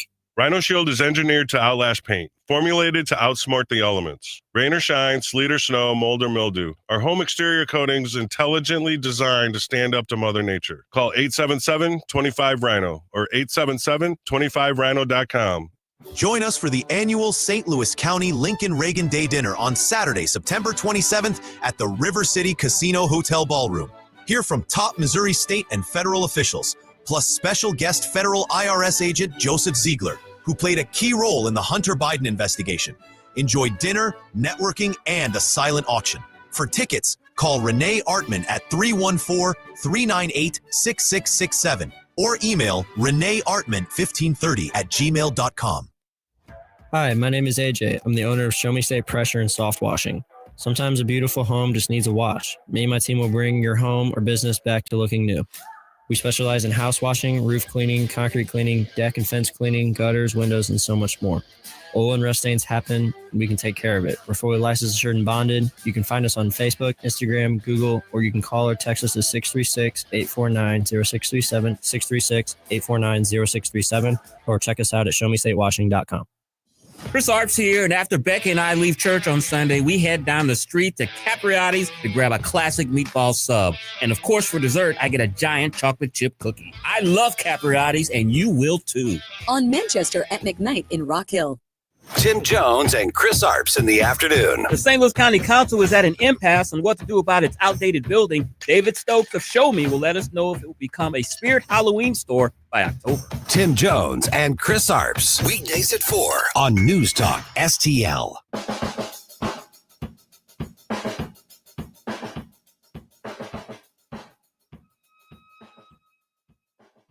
You think we're at war? My friend's in a box right now. And it wasn't an accident. Are we facing a civil war? Well, there's no question that we're clearly facing asymmetric civil warfare. One of the key aspects of that is political assassinations. That being said, the idea that we're going to a, classic civil war scenario, I hope and I pray that that doesn't happen. Jack Posobiec asking CNN, and I give him a lot of credit for going on that ridiculous network, but he said he wanted to go on there to speak truth to a different set of people that CNN propagates to every day. Jack Posobiec, very close friend of Charlie Kirk, saying to that CNN reporter, well, what would you call this? What would you call people gunning down people who aren't soldiers? Charlie Kirk was, he was a soldier for God, but he was not in the armed forces, He was unarmed. What would you call political public policy figures who are gunned down for their speech in cold blood in broad daylight? What would you call that, CNN? Let's bring in our next guest and see. I bet he's got a few labels for it. Representative Justin Sparks, Vice Chair of the Missouri Freedom Caucus, joining us here this afternoon. And he's going to be on Columbo and Company here momentarily as well. Justin, good afternoon, my friend. Hello, Mr. Speaker. Always glad to join you. I'm glad you're addressing this topic. Yeah, Justin, what are we supposed to call it when lunatics on the far left have decided to, put down their words and instead pick up their guns and start shooting at unarmed public figures for nothing more than speaking what's on their mind? Yeah, you're exactly right. And we're going to go deep into this on the Columbo Company show in the next hour, because what we've seen is, a man who advocated for nothing other than nonviolent dialogue and debate among people that disagree, the tenets of America. And he was killed in cold blood for simply having an opinion. And there's that aspect of the entire situation. But then we have the response to it. And that really is what we have to come to grips with. Because what we have is politicians and public figures and school teachers and police officers And they are justifying a person because he disagreed. And you hear justifications about, well, he was racist. But then when asked, what did he say that was racist? Oh, he disagreed with DEI policies. That's not racist, Mr. Speaker. That's a disagreement on public policy. And to kill somebody and justify that killing shows that we are on a trajectory in this country to great dark violence. That's what happens. All we need to do is learn from history to know that's true. Yeah, I could not agree with you more. I mean, disagreeing with the leftist ideology, as you point out, of wokeism and CRT and DEI and abortion on demand and gender mutilation, that's not Nazi-esque or fascist. That's called speaking truth to power in my mind. And Justin, my theme of the show today, filling in for Jamie, was I'm done, along with many others, including our own very vice president, J.D. Vance. I'm done with this both sides BS. You know what I'm talking about there? Where, well, both sides this and both sides that. No, Justin, there's only one side that is engaging in this organized extremism, right? Exactly. There are no two sides to this story. And frankly, we have to call that out every single time somebody says that, right? Where they're like, well, you know, both sides, let's come together. I'm sorry, guys. If one side is actively calling for violence because you differ in an opinion, because you simply stand up for what you believe, then there are no two sides to that. There's no coming to the middle ground. We have to win this debate. We have to win this. And, that's where we find ourselves. It's a very dark and dangerous time, but the number one thing that we can do to effectively change this and remedy this situation is to speak truth. Unapologetically, in love and respectfully, but to speak truth and not shy away from it. Speaking of Representative Justin Sparks, who will be hosting the Colombo and Company show in just a moment, right after 2 p.m. here at News Talk STL. Justin, to finish this part of the conversation on a high note, the reason that this deranged left-wing lunatic decided to do the ultimate sin and take another person's life is because Charlie Kirk's message was having an effect, right? And we've seen it even, and we knew it was there, but my goodness, have we seen it in the last week since his death, as people courageously all across the country are all saying, I am Charlie Kirk. And I think that this movement has now been put on steroids, and that's hope for the future, isn't it? Oh my gosh, you're exactly right. This is how God works, because in the early church, when the Christians were martyred for their faith and they went singing as they were burned at the stake and fed to the lions, the authorities of the day thought that was going to crush the movement, and it did the exact opposite. It spread it to the other ends of the world. And I pray that the exact same thing happens here. Such a great analogy. Apropos indeed. Representative Justin Sparks, not only are you a state representative, you're the vice chair of the Missouri Freedom Caucus. And the Missouri Freedom Caucus led the way, didn't they, throughout this just concluded extraordinary session? And Justin, how about that? Isn't it amazing, Representative Sparks, what can be done when people want to get things done? They said it was impossible a few years ago to do a 7-1 map. They've said it's been impossible for 8 years to get IP reform, initiative petition reform done, despite the fact that every Republican in the state said it was their number one priority. It was the Missouri Freedom Caucus in conjunction with Donald Trump and Governor Mike Kehoe that got this accomplished finally, didn't they? Yes, and I was so happy to be a part of that effort, and I was so proud to actually see Governor Mike Kehoe release a video talking about this very issue and recognizing that initiative petition reform, how important it is, and the 7-1 map, the Missouri First map, and to say out loud, this is an issue that has been talked about, debated, and fought for 10 years, and it was high time that we did something about it. Well done, Governor, well done, because let's all get on the same page and do what the people expect us to do. They deserve it, and the howling from the left shows us that we're over the target. And now, Justin, the campaign begins, right, for the initiative petition proposal that will go to the voters sometime next year, either in August or November of 2026. And explain to the folks how this is nothing more than shoring up our representative democracy. It's preserving the option, if we ever need to actually amend the Constitution for an extremely important, noteworthy ideal, the citizen-led process will remain. but we're basically making sure that we remain a representative democracy and not something governed by the leftist mob, right? No, you're exactly right. There's two main points that have to be made to everybody and anybody that you talk to about this issue. One is we're protecting the Constitution from being manipulated by dark money interests. This is not hyperbole. This is not just having this discussion. This has actually already happened, and it is happening. And so that's number one. And number two, we have to understand that we have to do a better job of educating everybody on this issue and to tell them why and how the Constitution should not be manipulated or changed so easily, that instead our Constitution should be more like the federal Constitution, that we should still be able to change it, but it should be extraordinary. It should be the exception, not the norm. Indeed. All right, Representative Sparks, we're going to let you carefully guide yourself in here and run into the studio in just a few moments. Thank you so much for hosting Colombo and Company, and we'll look forward to hearing more of your interesting analysis throughout the rest of the afternoon. Thank you, Mr. Speaker. Thank you as well. Representative Justin Sparks. I think he's at Justin M. Sparks on Twitter. I'll tell you here in just a second. We got a couple minutes here, and then we're going to wrap things up. And what's coming up the rest of the day? Justin M. Sparks on Twitter. He'll be here right around 2:05. Ashlyn, you sticking around, or are you going to let him run the board this afternoon? I'm sticking around. Thank goodness you are. Otherwise, we might have dead air because neither he nor I could do that. I've learned a few things from just watching you and Joey over the years. I've learned a few things about a couple items I could do in a pinch if I had to. Oh. I could turn the volume up and down. And I think I understand some of the potting of the different things there. Well, that would help. Yep, indeed. Nobody knows what we're talking about right now. All right, I'm going to move on. We got about 1 minute left in the show. I do want to direct you to something as we move out of the fourth martini. Today required a fourth martini, given the fact that we just had to watch this horrendous press conference about the death of Charlie Kirk. But thank goodness for that Utah district attorney doing yeoman's work, doing God's work. Indeed. Go to newstalkstl.com. We have a gazillion events. Too many for me to mention. We have the Steve Forbes event coming up Thursday night. I think there's maybe still a couple tickets left, but I was just talking to somebody here at the station.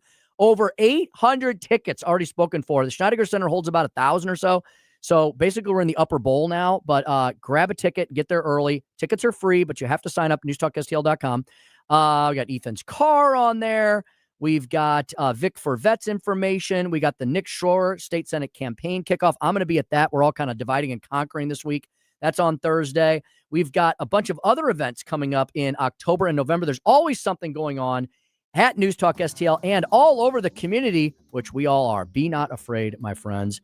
Keep your heads on a swivel and pray deeply. Love the ones you're with, as the old song would go. Justin Sparks up next for Tony Colombo and Company, as the afternoon rolls on here at 101.9 94.1 News Talk STL.